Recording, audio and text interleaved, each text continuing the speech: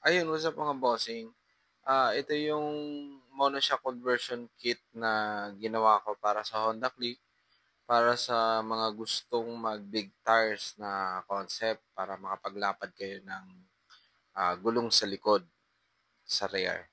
Ayan mga bossing, dito naka-welding na siya mga bossing. So, ang mangyayari nito is i-welding nyo na lang sa chassis. Ayan. So, almost plug and play na siya mga bossing ko. Solid bar po nga pala to mga bossing. Solid shafting tong gamit natin.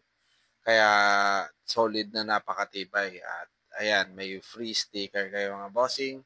At sa mga hindi pa nakakuha ng sticker, ayan, message lang kayo or drop by kayo dito mga bossing sa shop. Ito naman yung isang support mga bossing na i-welding sa chassis. Yan. All in all, ito yung makukuha nyo. Bracket sa may swing arm. The same time, yung weldingin nyo sa taas, sa may chassis mismo. Yan.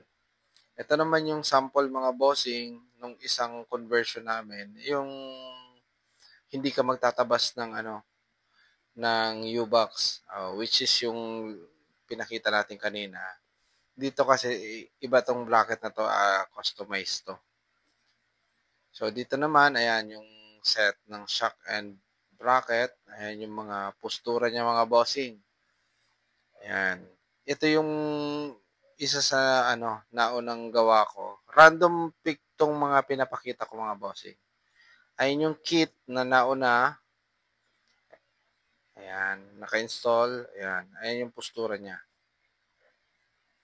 Ayan yung mga tindigan niya mga bossing. So, dito naman sa isa, dual shock conversion naman. Ayan. Para sa comfortability din, mas maganda yung play. Pwede sa tagtagan, sa angkasan, kasi fully adjustable siya mga bossing ko. Ayan. Ito naman yung isa sa naunang gawa ko, isa sa pinakanaunang gawa natin para sa sa Honda Click. Ito naman ay version 1 mga bossing. Ayan yung play niya. So, na-adjust naman yan. Medyo malambot lang yung adjustment niya kanina. Ito naman yung isa mga bossing na medyo uh, mas maganda yung tindig. Ayan, pati yung filter natin mga bossing, napaka-solid niyan. Pure stainless yan. At the same time, customized natin yan. So, random picture nito mga bossing ha. So, ito naman ay Honda Click 160. Ito na yung motor ko mga bossing.